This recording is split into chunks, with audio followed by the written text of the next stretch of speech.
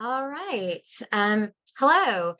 On behalf of the Indiana Arts Commission, I'd like to welcome you to the FY24 Arts Organization Support Application Workshop presented by our regional arts partners. I'm Ann McKim, Executive Director of the Arts Council of Southwestern Indiana down here in Evansville, and Chair of the Regional Arts Partnership, which my colleague Kayla Myers will share more information on shortly. The Arts Organization Support Program has been utilized by the IAC to disperse funds throughout the state for nearly 50 years.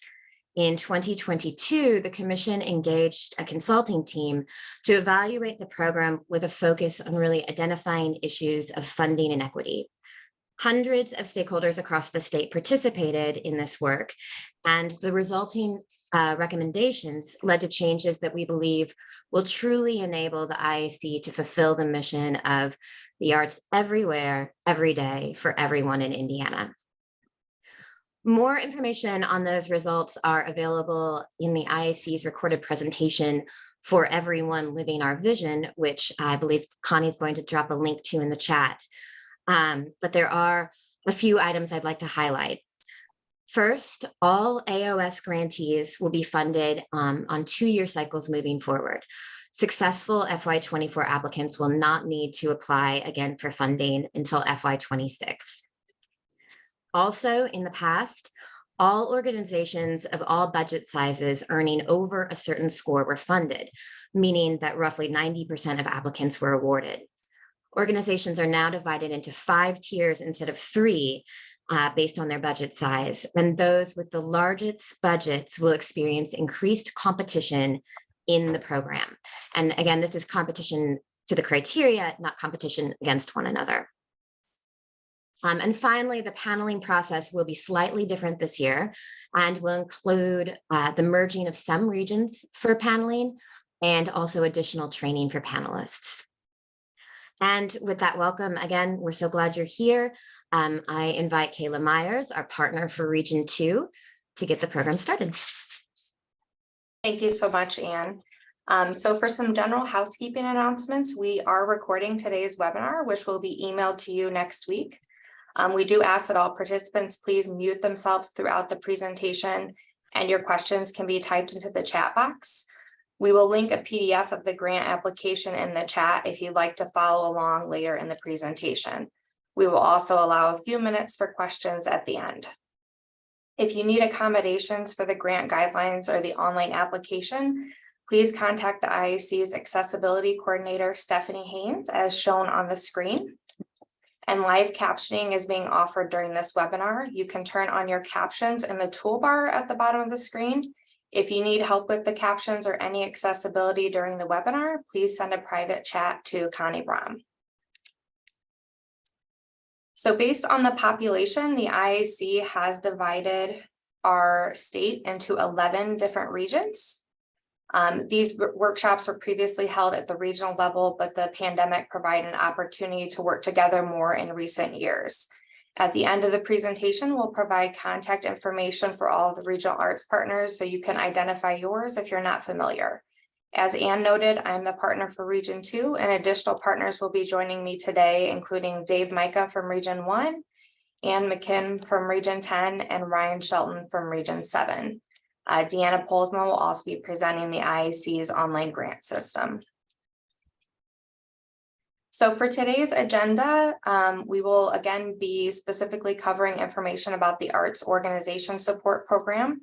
Specifically, we'll cover the program summary and timeline, the evaluation process, information about the application and the evaluation criteria. We'll also take a look at the online grant system, and then we'll go through some grant writing tips and finish up with grant recognition and advocacy information, and allow some time for questions. So the Arts Organization Support, or AOS grants, provide annual operating support for the ongoing artistic and administrative functions of eligible arts organizations during the grant period. Again, please note this program will only be open every other year. Applicants do not request an amount for this program, and the grant amount is based on available funds, the number of eligible applicants, the application score, the organization's budget size based upon the total cash income figure for the most recently completed fiscal year profit and loss statement, equity funding priorities, and then the IAC's award size policy, as the award cannot exceed 20% of the applicant's cash income figure. So for eligibility, new applicants and applicants with a budget of less than $50,000 should take the comprehensive eligibility quiz prior to applying. Please note, if you are new to the AOS program, you will definitely want to take the eligibility quiz. And I highly encourage you to reach out to your regional arts partner to confirm eligibility. Your organization must be an arts organization as defined by the IAC and the guidelines. Also, if you're a current AOS recipient and have any questions about eligibility or your organization's annual cash revenue being above the threshold for the most recently completed fiscal year, please also reach out to your regional arts partner. We certainly don't want an organization to find out they are ineligible and potentially miss out on applying for the Arts Project Support Program instead. Please note, organizations can only apply to one program. So for the timeline, applicants that are funded in this program will be funded for 2 years, fiscal years 2024 and 2025, which are July 1st, 23 through June 30th of 25. The deadline to request a draft application review, which is specifically for first-time applicants and organizations who are not currently receiving IAC funding, is February 23rd. Again, the application is due March 9th at 11:59 p.m. If possible, we suggest you submit a few days early in case you have any final questions. The panel reviews will take place between April 20th and May 4th, and your organization will be notified prior to panels with your specific panel date and time. Award notifications will go out through the IAC's online grant system June 12th. 23. And then if your organization receives funding, the grant agreements will be processed between July and September of 23. The first payment, which is 75% of the grant award, will be typically deposited in October. And then your year one grant report will be due July 13th of 24. And the year one final remaining 25% payment is typically deposited in August of September of 24. This would be after your year one report is submitted and reviewed.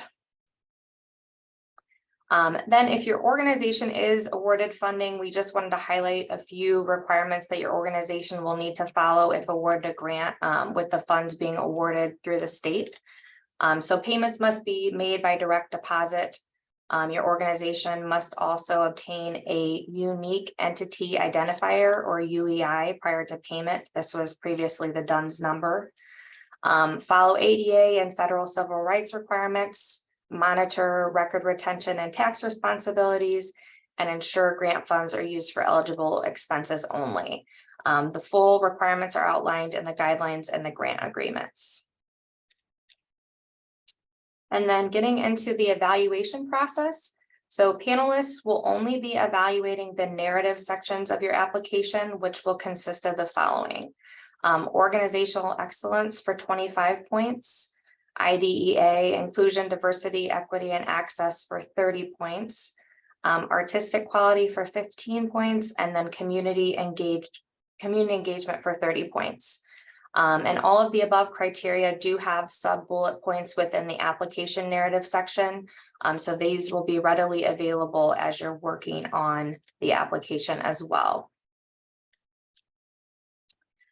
So this slide shows a sample of this year's rubric specifically for the organizational excellence criteria that grant panelists will be using to evaluate your application. Again, you will have access to the evaluation criteria and the full rubric to see how panelists will be evaluating applications for all of the criteria. These will be available for download in the Before You Begin section of the application, as well as the IAC's website. And I'm going to go ahead and turn it over to Dave Micah from Region 1 to start to walk you through the application. All right. One, thank you, Kayla, and good afternoon to everybody who's joining us today. Hopefully you are finding this very informative and useful as you plan to continue your arts organization support grant application requests, or if you're a first-time a new person to applying for arts organization support request. As Kayla said, I'm Dave Micah. I'm the Executive Director with South Shore Arts and Regional Arts Partner for Region 1. And I'm here to walk you through, if you're following along with the application, the next few sections on the Arts Organization Support Grant application.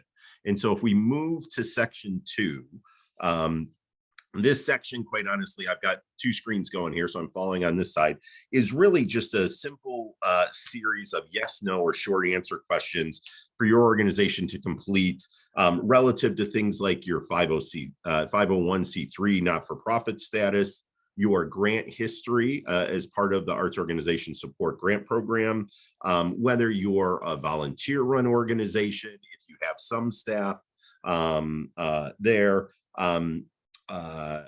and what percentage, I think is another key question there, of your programs and activities that you deliver are focused on arts education. And so a lot of detail in the application to help guide you through answering those questions, but very straightforward, very short answer.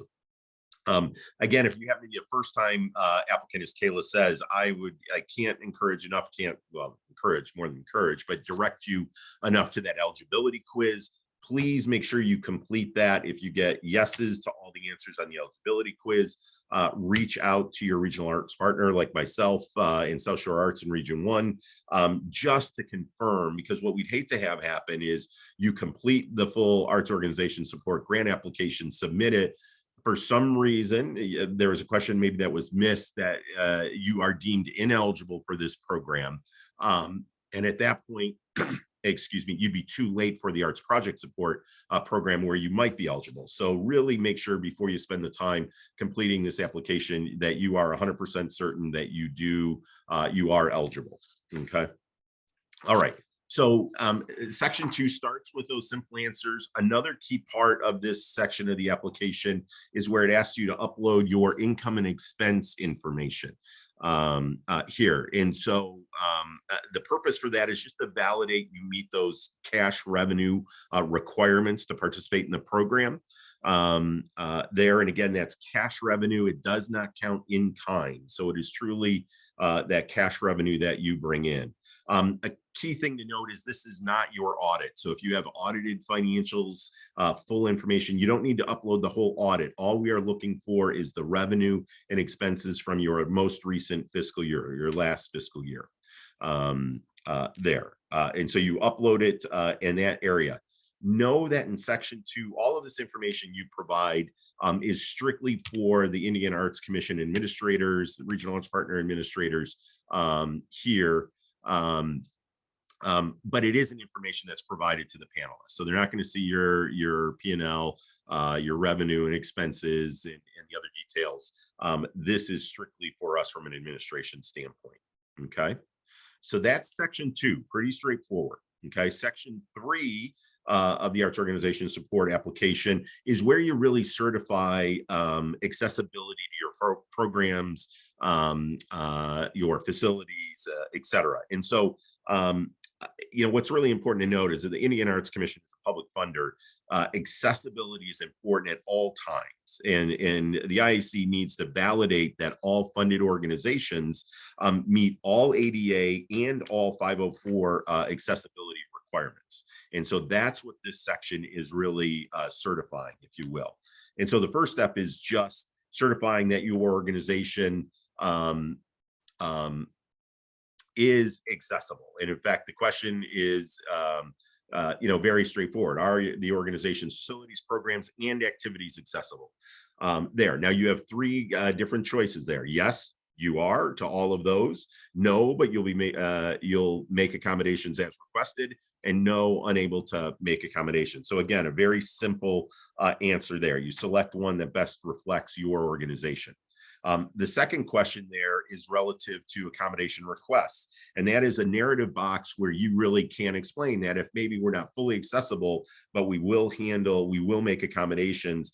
This is where you explain how you get those requests and how you then comply or work to meet that accommodation request. Okay.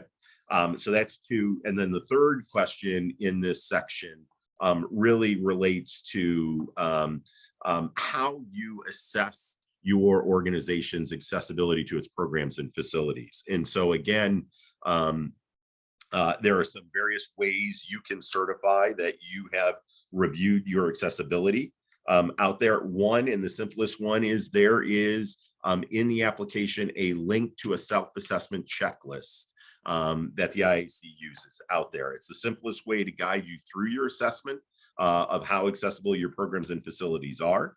And not only that, it's just a great guide as an organization to help you plan for and continue to focus on areas where you can improve accessibility to your programs and to your facilities. Okay.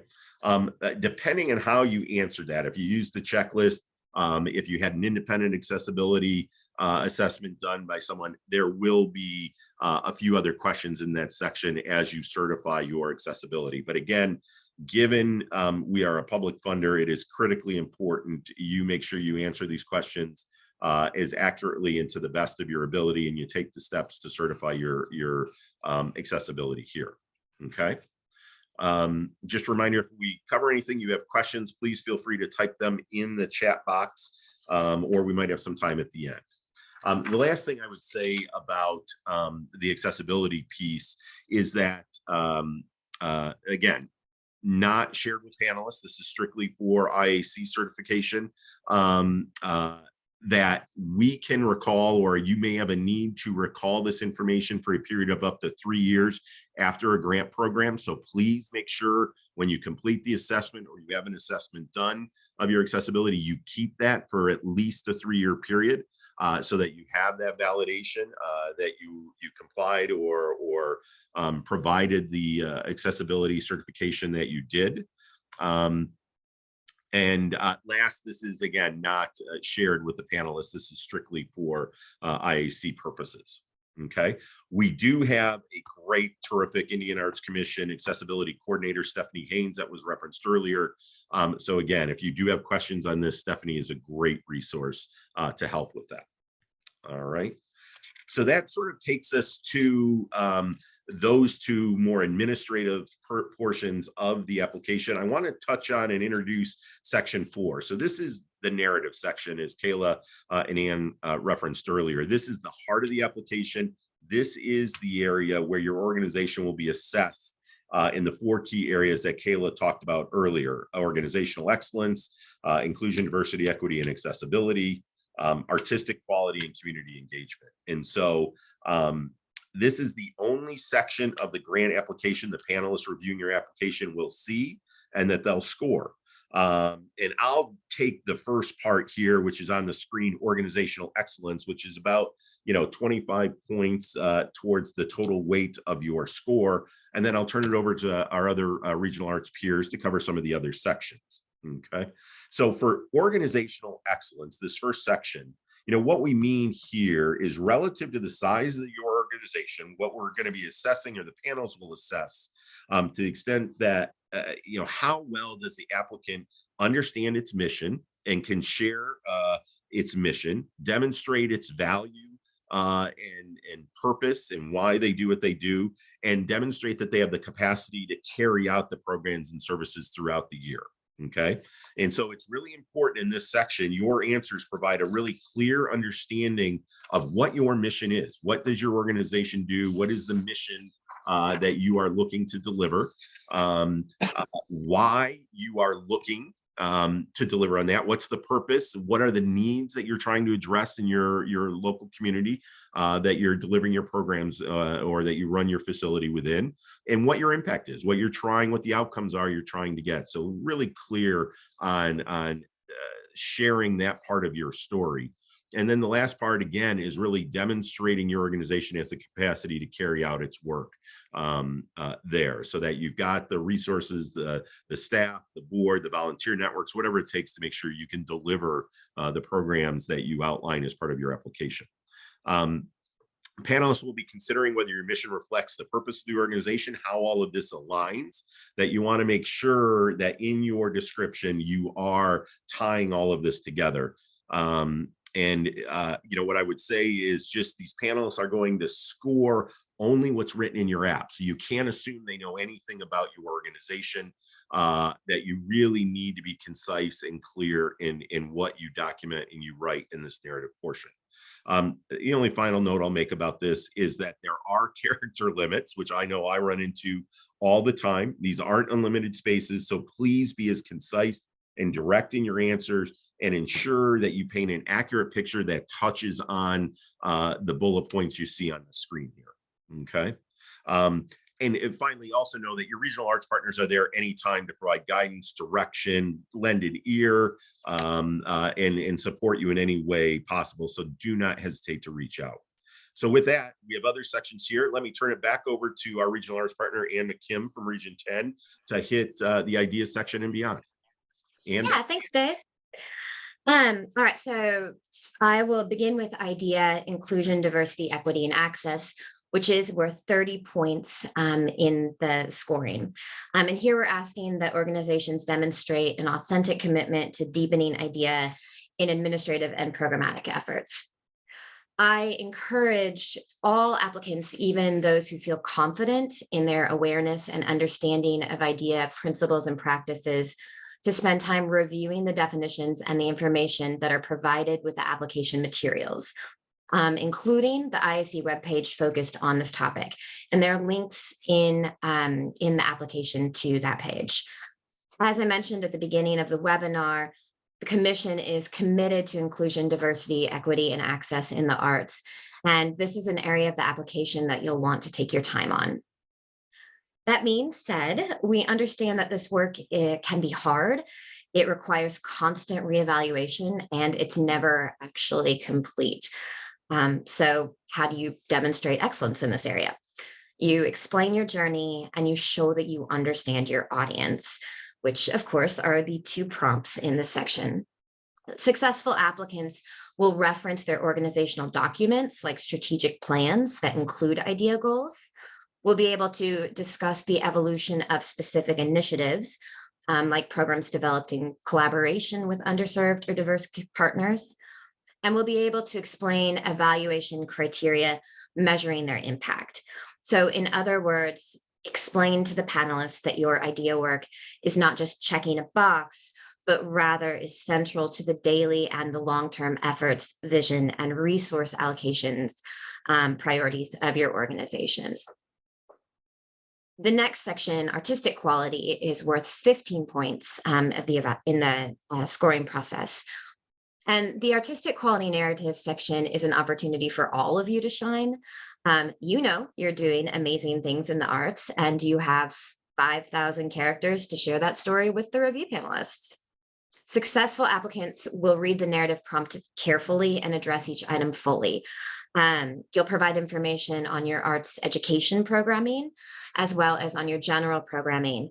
And you'll be able to explain the experience and the expertise of the individuals leading these offerings. As with the idea section, you're going to be asked how you evaluate and continuously improve the quality of your arts and educational activities. And again, that's worth 15 points. The final narrative section is the community engagement section. Like the idea section, this asks applicants, to demonstrate to the review panelists that programs and organizational offerings are developed and implemented with active participation from the communities you serve.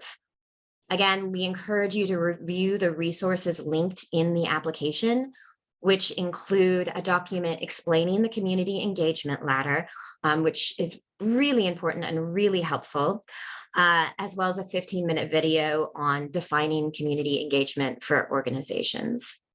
The ISC defines community engagement as working with a community so that you know what they want, not working for a community where you assume you know what they want. It's an active, two-way, long-term relationship in which both parties are motivated to be involved, take action, and experience positive change. The community engagement section and idea section of the application are closely related in this regard, since most, if not all, of your idea goals should be coming from engagement with the community and from the feedback that you receive.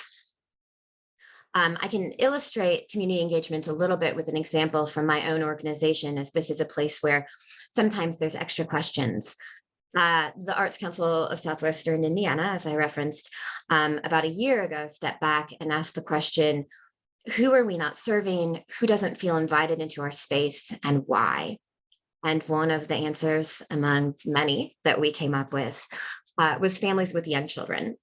Many people seem to have the impression that a gallery isn't the right place to bring their kids. So recognizing that our area of expertise is not young children, we reached out to a local organization called Building Blocks, which serves as the regional childcare resource and referral agency for 28 counties in our part of the state. We initially just asked their team members to walk through our space and talk to us about how to make it more child-friendly. But that conversation led to more conversations and bigger ideas.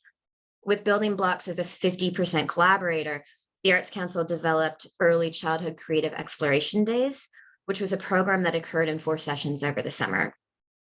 We were in charge of transforming the gallery into this wonderland of art supplies and manipulables and instruments and other items for child-led play. And Building Blocks created standard-based materials to help educate caregivers on the educational and developmental benefits of the activities. We dropped pieces in our exhibits on the gallery walls by several feet, so they were right at kiddo eye level.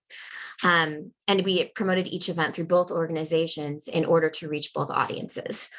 So the best part was that participating families began to attend other Arts Council programming in the gallery because Creative Exploration Days provided that access point that we needed to invite them in. If I were writing about this in the community engagement section, I would also conclude information on how we organized and collected our documents in such a way that we could hand them over to Building Blocks so that they can replicate the program in other communities they serve, how we collected data via feedback surveys, and what our plans are for continuing the program. This narrative section allows 7,000 characters, so you have plenty of room to be detailed in your responses. And now Deanna Posma will review the online grant portal with you and take a look at the actual application. Thanks, Anne. Hi, everyone. As Anne mentioned, my name is Deanna Posma. I've put my contact information in the chat for you guys. I am your point person for all technical questions related to the online system, and I'm going to share my screen and give us a quick walkthrough here. So the first point is a lot of you are returning applicants. With that in mind, if you have forgotten what your password is for logging in, there is a forgot password button you can click. It's going to email you a link so you can get right back in. Now, let's say your organization has an existing account, but you yourself are new and you're not sure how to get into the account. You can reach out to myself or to Suzette. Her information is right here in the bottom right corner. There's a link for her email, and we can update the contact information on the account with your information to get you access. If you are brand new and you don't have an account, your organization doesn't have an account, you're going to need a few things. You'll be clicking the blue or the gray create new account button, but you're going to need your organization's name, EIN, UEI, mailing address, region number, Senate and state congressional districts, things of that nature. So if you are brand new and your organization is brand new to the program and applying for these grants, you want to make sure you have that information on hand before you get started, because it is all required information to move forward. Once you have logged in, it will automatically take you to the dashboard. Again, if you are a returning grantee, you will see any active requests. So these are applications that are not closed out. So maybe you received a grant last year, you still need to submit a final grant report. That's going to appear here under active requests. And then this historical request tab will show you anything that's officially closed out. So things like FY20, FY21 would all appear under the historical request tab. If you ever wanted to reference prior applications, download PDFs, things of that nature, this is where you do that at. I also recommend reviewing the information listed here at the top to make sure that your name is spelled correctly, your email is correct, your phone number, mailing address for the organization hasn't changed, things of that nature. All of this is used to build grant contracts. So we want to make sure that it is all correct and up to date. And if it needs to be edited, you just click this little pencil icon and can do so yourself. Now, if you're ready to apply, you'll come up here to the top gray bar, you'll click the apply button, and it will show all of the open grant applications. If you're ready to get started, you'll click the blue apply link in the upper right-hand corner. You want to make sure that you're selecting AOS, not APS. And then once we're in the account, it will automatically open all of the sections for you. You can click on the gray bars to minimize things, so that way you can work on one section at a time if you would like. A couple things to note in the application, there is a color coding system. So anything in green is going to be an example response or a very important note related to the question in the application. If it's blue, it's going to be a link calling your attention to it. So if you need to, you can open links directly from the application. The system will also automatically save. So let's say I came in here, I entered a couple letters on accident and clicked out. That information is now saved. So just something to be aware of, that if your cursor is hovering in a box while you're typing somewhere and you start typing, you might be typing in a different box than what you think. So just make sure you're clicked into where you'd like to be entering your information. Now, let's say you've been working on this for 3 hours and you're like, I don't trust anything. I want to make sure that it is indeed saved. You can also scroll down to the bottom and hit the Save Application button just to be 100% certain. Let's say that you're a returning applicant, you'd like to copy some information forward from prior applications. At the very top, there's a blue copy previous answers button. You can click it, select what application you want to apply or pull forward information from. That being said, this application is very different from years prior, so there's not a whole lot that will pull forward. But if you'd like to, that is an option. There is also a collaborate button. So let's say you're rounding the corner, you're getting ready to submit things, but you want your executive director to look it over, make sure it's good to go before you submit. You can click this collaborate button.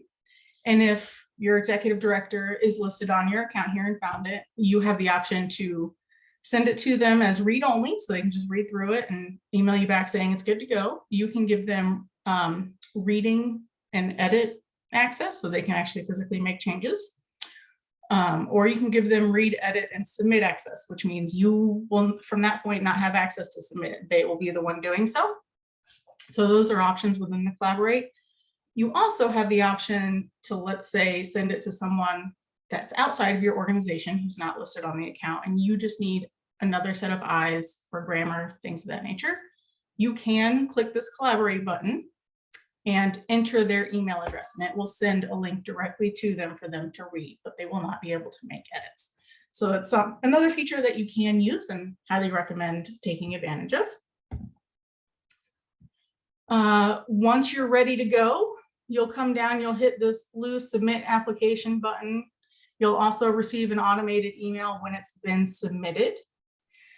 Now, let's say you're on it a couple days ahead, you're like, yeah, I got it submitted. And you realize, oh no, I submitted the wrong year's financial documents.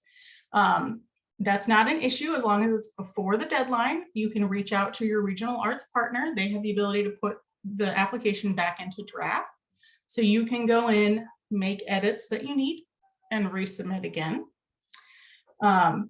If it is after the deadline, you cannot make changes. So once it's submitted, deadline's passed, there's nothing that can be done. Let's see here.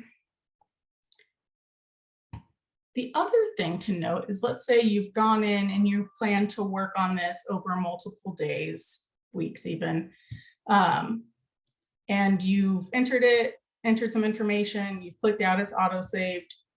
If you went home to your dashboard, that application is going to automatically appear here. So next time you log in, there's no need to go back to that apply button at the top. You can just click edit application right here directly from your dashboard.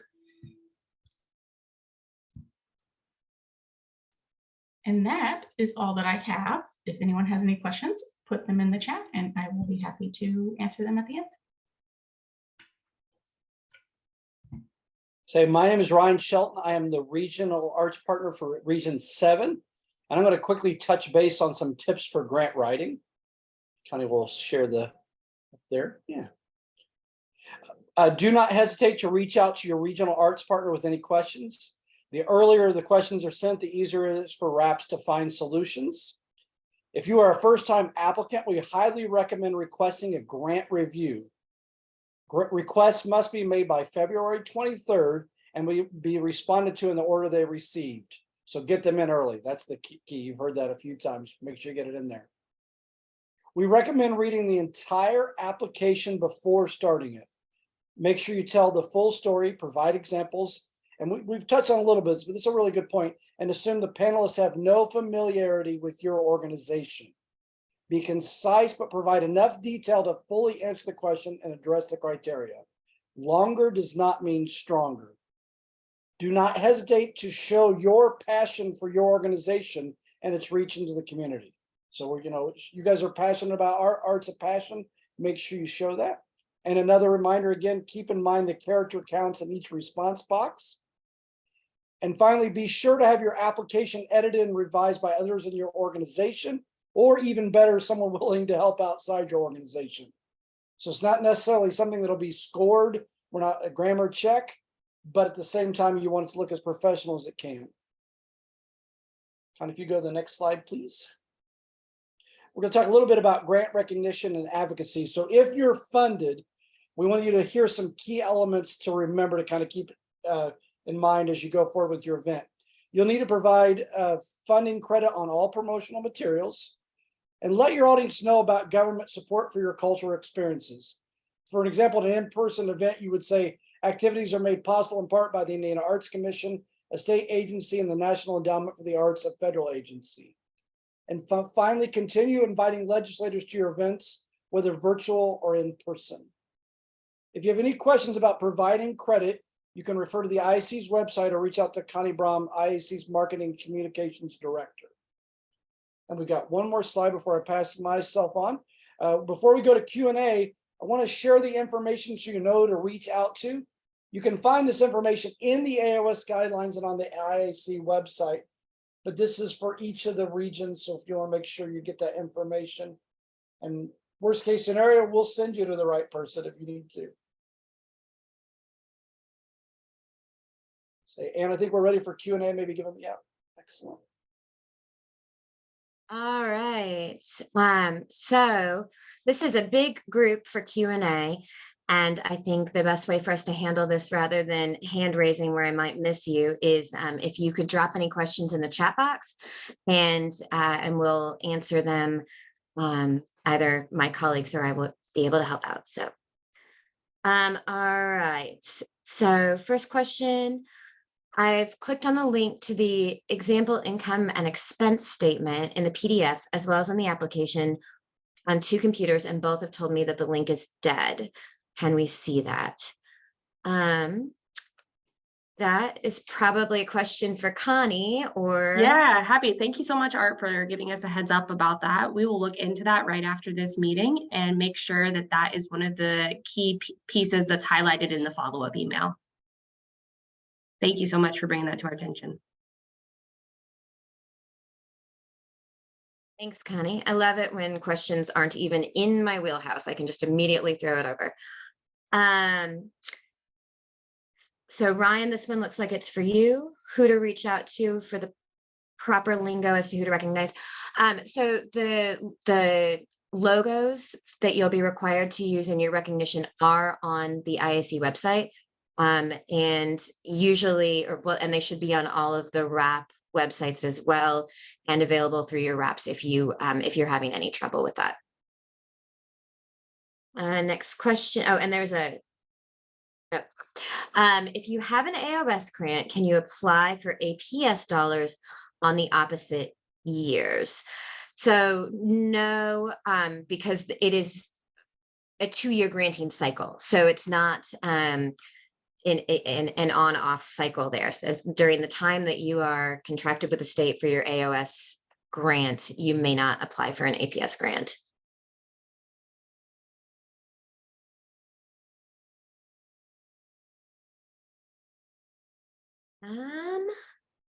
Any other questions?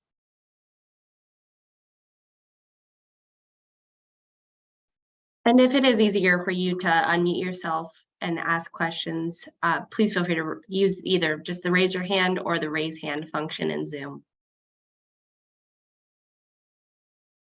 There was a question about how to know what tier they're in of the 5 tiers. So that's based on budget size. And that's right. That information, I think that's included in the presentation that I mentioned at the beginning of our webinar. Is that right, Connie, that slide, that image is in the presentation of the tiers? It's also in the guidelines. We have the general understanding what we think the buckets are going to be. The buckets are going to be determined, or the tiers, excuse me. The tiers are going to be formally determined after all of the applications are submitted. It's actually some sort of mathematical system, and we put the information in, and it puts everybody into specific tiers based upon the budget size overall. But you can get a picture of what those tiers are going to be in the guidelines themselves. And I believe that is on page 15 of the AOS guidelines.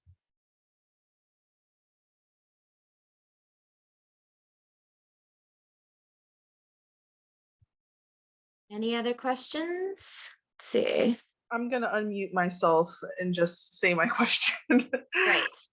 We've had some turnover on our board, and we need access to the IAC site so that we can log in and start working on our grant. Unfortunately, the temporary password I was given is not working, and I've tried contacting a couple people at the IAC to get that reset, but I haven't heard back from anyone. And with the deadline coming up, I'm just wondering, is there like a general email I should contact, or how do I get a new password? Christina, this is Deanna. Hi. Send me your email directly in the chat here, and I will get you hooked up and access before the end of this webinar. Oh, wonderful. Thank you. Yep.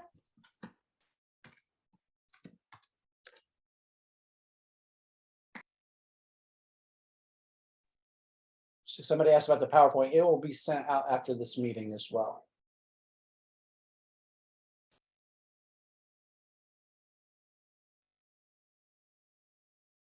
All right.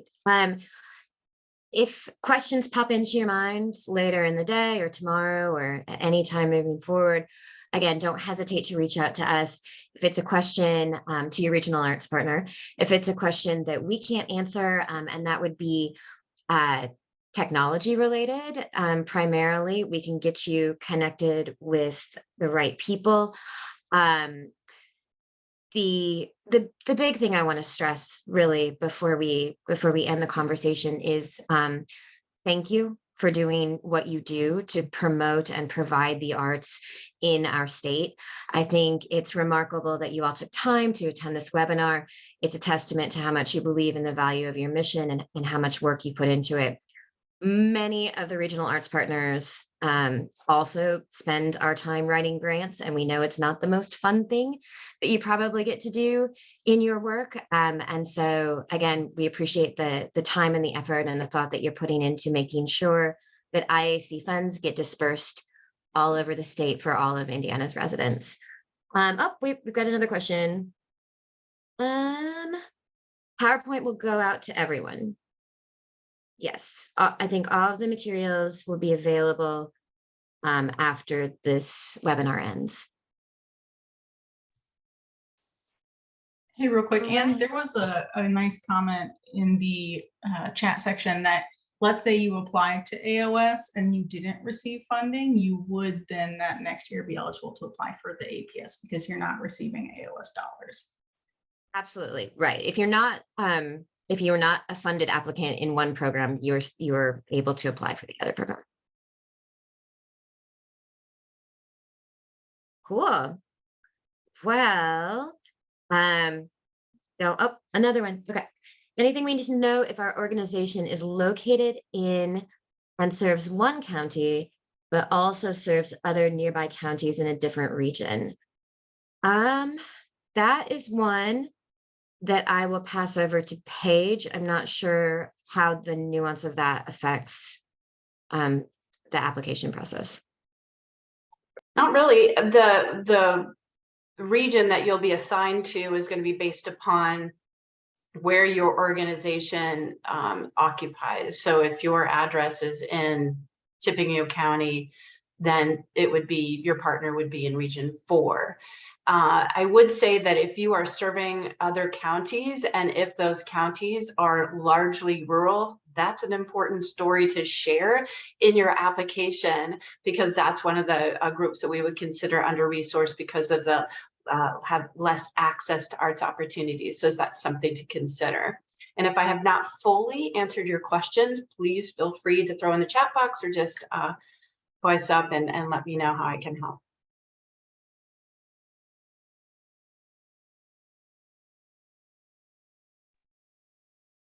All right. Great. Well, I do love the last questions as they trickle in. So I'm just going to sit silently for like 30 seconds. If anything pops into your mind, now is a great time with the brain trust in the room.